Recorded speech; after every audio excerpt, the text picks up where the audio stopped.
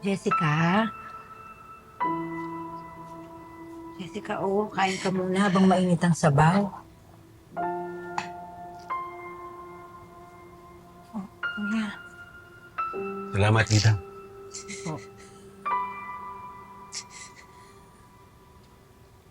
Anak, kumusta na yung pakiramdam mo? Anak, sige na. Kumain ka na muna para mainitan niya sikmura mo. Oh. Ito, mainit pa yung sabaw.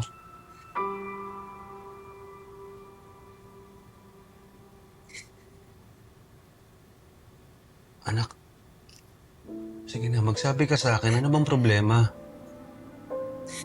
Dad, just hold me. Huwag niyo po ko bibitawan. Gusto lang naman palang maglambing ng bunso ko eh. Dad, huwag niyo po ako iiwan na. Don't leave me. Anak naman. Hindi kita iiwan. Anak, hindi. Di ba sinabi ko na sa'yo yan? Tsaka, bakit naman kita iiwan eh? Anak nga kita. Anak, dahil ba ito doon sa annulment? Anak, pasensya na.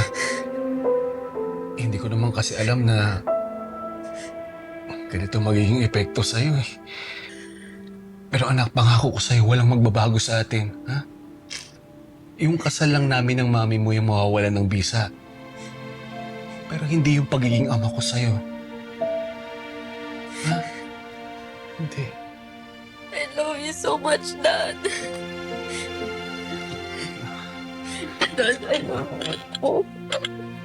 Ano naman, hindi kita.